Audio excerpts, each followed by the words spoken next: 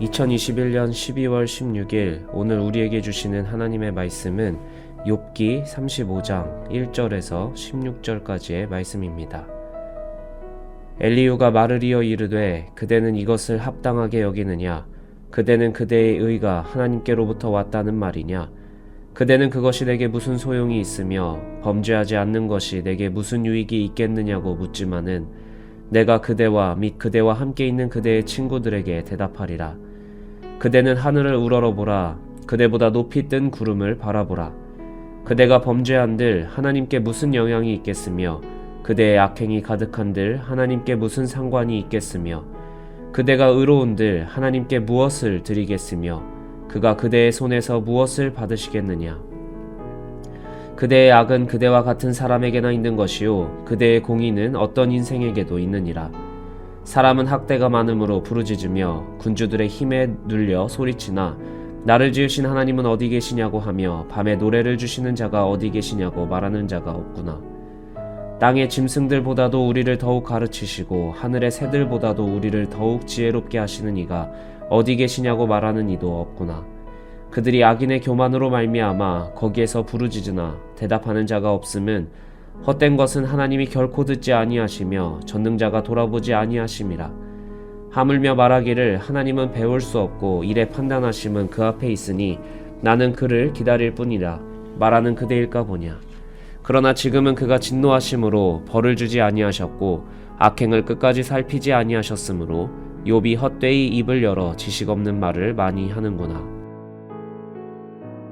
위대하신 하나님, 관심 가지시는 하나님이라는 제목으로 하나님의 말씀을 선포하겠습니다. 이해할 수 없는 고난 앞에 욥은 하나님에 대한 믿음을 지켜나가지만 욥의 새 친구라고 하는 사람들은 오히려 일방적으로 욥을 정죄하기만 합니다. 이 상황에서 엘리후는 새 친구의 무의미한 정죄와 그 정죄들 앞에 부득이하게 자신의 의로움을 대변할 수밖에 없었던 욥 둘 모두에게 강하게 비판합니다. 엘리후는 욥과 그의 친구들에 비해 나이가 많이 어렸던 듯합니다. 그 이후로 엘리후는 말을 참다가 무려 6장에 걸쳐 하나님의 위대하심과 의로우심에 대해 긴 설교를 합니다.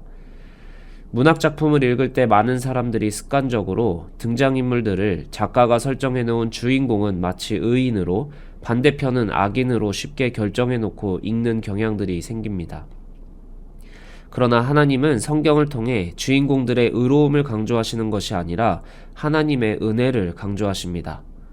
노아의 의로움을 강조하는 듯 하면서도 노아의 실수가 언급되고 아브라함과 이삭, 야곱 모두 완벽한 인간의 모델로 소개하시는 것이 아니라 여전히 부족한 성정의 사람들을 하나님이 은혜로 어떻게 만들어 가시는지 초점을 맞추는 것이 성경의 이야기입니다.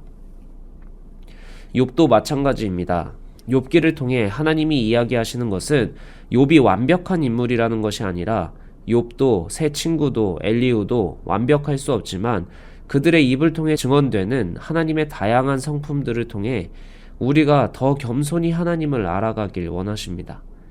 그렇기에 오늘 읽은 엘리후의 이야기를 통해 우리가 주목해야 하는 하나님의 성품, 그럼에도 우리가 잡아야 할 균형이 무엇인지 함께 점검하고자 합니다. 욥과 새 친구 엘리후 모두 하나님을 믿습니다. 그러나 각자가 처한 상황이 다르고 각자 상황에서 주목하는 하나님의 성품이 다릅니다. 그러나 문제는 자신의 상황에서 만난 하나님이 전부인 것처럼 말하는 태도입니다. 마치 장님들이 코끼리의 다른 부위를 만지면서 그게 전부인 것처럼 이야기할 때 진짜 코끼리의 모습과 점점 멀어지듯이 서로가 하나님에 대해서 자기만이 정답이라고 이야기하면 진짜 하나님과 멀어질 위험이 있습니다. 엘리후와 욥과 새 친구의 가장 큰 차이는 하나님에 대한 인식입니다. 2절부터 4절 엘리후는 욥이 이와 같은 극심한 고통을 당할 만한 죄를 짓지 않았다고 했던 욥의 이야기를 마치 그가 자기의 의로움을 이야기한 것처럼 내가 아무리 의롭게 살아도 고난을 당할 수밖에 없다고 한탄한 욥의 말을 마치 범죄하지 않아봤자 유익이 없다는 식으로 조금씩 과장하거나 왜곡하여 자기가 주장하고 싶은 하나님의 성품을 강조합니다. 엘리후가 강조하는 하나님의 성품은 초월적이고 위대하고 높으신 하나님입니다. 5절 엘리후는 하늘과 높이 뜬 구름을 말하며 하나님과 우리가 상당히 멀리 떨어져 있다는 사실을 말합니다. 내가 멈추든 가든 상관없이 하늘의 구름이 떠나가듯이 하나님은 나의 작은 행위 하나하나에 영향받으시는 분이 아니라는 것입니다. 하나님은 창조주시고 우리는 피조물이기에 우리의 모든 것에 영향받지 않으시는 것을 강조합니다. 그렇기에 6절과 7절 범죄와 악행이 가득한들 하나님의 큰 뜻에 아무런 영향을 주지 못하고 아무리 의로워도 하나님이 영향받으실 일이 없다라는 것입니다. 욥이 스스로 묻는 내가 무슨 죄를 지어 이런 상황에 처했는가, 내가 아무리 의롭게 살아도 이런 어려운 일에 처하는구나, 자조 섞인 고백을 엘리후는 8절 한 번에 결론을 내버리는 것입니다. 사람은 다 거기서 거기고 그 어떤 행위도 하나님께 영향을 주지 못한다라는 것이죠. 엘리후는 욥과 세 친구의 이야기를 들으며 그들이 하나님의 전능하심과 위대하심, 사람과 질적으로 구별되어 있으신 분이라는 사실을 놓치고 있다는 것에 답답함을 느꼈을 것입니다. 그렇게 그는 자기 주장을 더 강력하게 주장하려고 하나님의 초월성을 지나치게 강조하고 있습니다.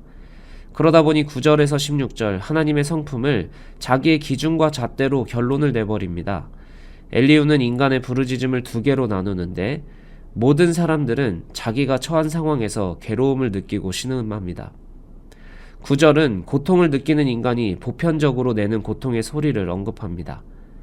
그러나 엘리후는 하나님의 이름으로 부르짖어야 한다라고 이야기를 하는 것이죠. 온 세상을 지으신 창조주 하나님을 찾으며 외치는 울부짖음이 아닐 때 10절, 11절 단정해 버리는 것입니다. 12절부터는 진정으로 하나님을 찾는 것이 아니라 단순히 고통에 대해 외치는 것이기 때문에 아무리 부르짖어도 문제가 해결될 수 없다라는 것입니다.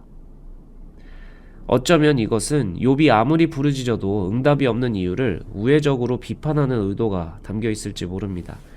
진정으로 하나님의 도움을 간청하여 부르짖지 않고 하나님을 온전히 신뢰하지 않기 때문에 대답을 듣지 못하는 것이라고, 하나님의 침묵에 불평하지 말라고 욥을 책망하는 것입니다. 엘리후에게 있어서 하나님은 반드시 응답하시는 분임에도 응답이 이루어지지 않는 이유는 헛된 부르짖음이기 때문이라는 것이죠. 욥의 탄식에도 상황이 나아지지 않는 것은 욥이 헛된 말을 한 것이지 하나님은 그 헛된 말을 참아주고 계실 뿐이라고 이야기합니다. 엘리후가 분명 초점을 맞추고 있는 부분은 하나님의 위대하심과 높으심입니다. 그러나 그가 놓치는 것은 하나님은 자신이 창조된 세계의 울부짖음에 여전히 관심을 갖고 귀 기울이시는 분이라는 것입니다. 꼭 하나님의 이름을 넣지 않아도 하나님을 모르는 피조물의 신음에도 반응하실 수 있는 분입니다. 그렇기에 그분은 세상의 죄에 자신의 독생자를 보내셨고 예수를 통해 세상의 죄의 문제를 해결하십니다. 히브리서 1장 2절 하나님은 아들을 만유의 상속자로 세우시고 모든 세계를 지으신 창조주 하나님으로 인정하십니다. 그러나 피조물과 질적으로 다른 자리에 고립되어 계시지 않고 3절 죄를 정결하게 하러 오십니다. 그것이 바로 예수님이 이 땅에 오셔서 가장 저주받은 자리에 죽으신 모습이었습니다. 하나님은 우리의 죄와 더러움을 외면하지 않으시고 정결하게 하셨습니다. 엘리후의 말이 완전히 틀린 것이 아닙니다. 분명 욥과 세 친구가 놓치고 있었던 하나님의 성품을 더 강조하려는 의도도 이해가 됩니다. 그러나 그 태도가 세 친구의 논리가 틀렸다라는 것만 증명하려다 보니, 욥이 틀렸다라는 것에만 초점을 맞추다 보니 오류에 빠지는 것입니다. 욥기에 등장하는 사람들의 초점은 서로 잘못을 지적하는 것이 아니라 함께 하나님을 알아가는 것이었다면 욥기의 이야기는 더 아름다운 이야기로 기록되었을 것입니다. 오늘 우리도 이 세상 모두를 창조하시고 다스리시는 위대한 하나님, 그러나 모든 피조물의 신음에 관심을 갖고 응답하고 기다려주시는 따뜻하신 하나님을 믿습니다. 전혀 상반되어 보이는 두 성품 모두가 하나님의 성품입니다. 때로 각자의 상황에 전혀 다른 성품을 집중하기도 하지만 본질적으로 우리는 위대하시면서도 그의 자녀의 귀 기울이시는 한 하나님을 알아가는 함께 된 하나님의 자녀들입니다. 그 가운데 서로의 상황과 서로의 이야기를 통해 더 풍성하신 하나님을 경험하고 증언하는 주의 백성들이 되길 소망합니다.